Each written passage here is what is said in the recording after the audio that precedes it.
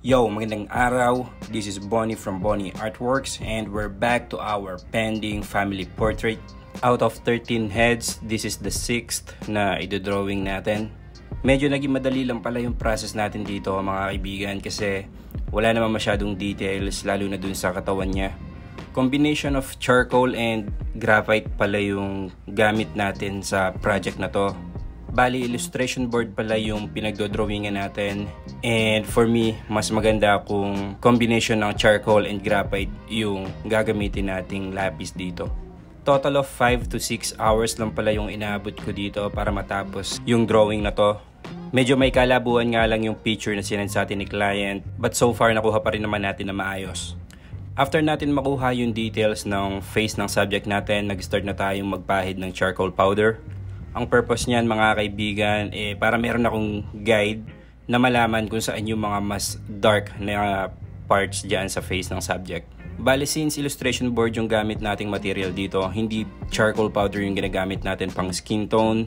Bale, yung graphite pencil ang ginagamit nating pangkulay sa skin ng subjects natin, and yung technique na ginagamit natin is different doon sa ginagawa naman natin pagpapel yung gamit.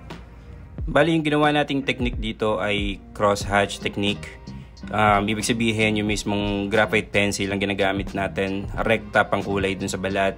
And kung mapapansin nyo yung pag-shade natin dyan, pa-cross siya hanggang makuha natin yung perfect skin tone na appropriate doon sa skin tone ng subject. Sa mga nagtatanong pala magkano ang price range ng ganito kalaking portrait, again, nakadepende yan sa dami ng heads na i-drawing natin, nakadepende sa size.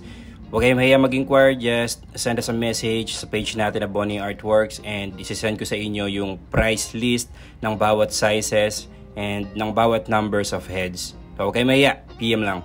Sa mga nagtatanong pala kung saan yung shop natin, home-based artist pa tayo. Dito ko lahat yan ginagawa sa bahay. Tattoo, drawings, paintings, airbrush. But hopefully soon magkaroon tayo ng sarili nating shop para mas accessible sa inyo.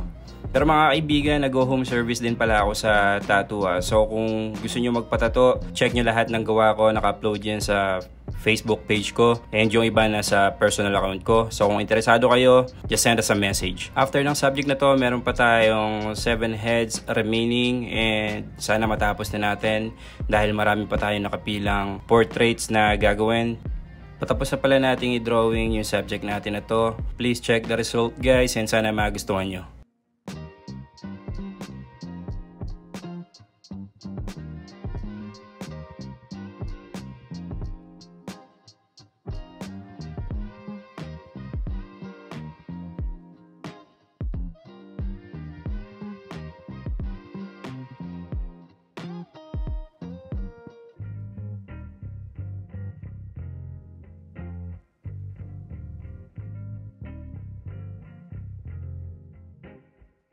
Kung di ka pa naka-follow sa page ko, ano pang hinihintay mo? Follow my page, Bonnie Artworks.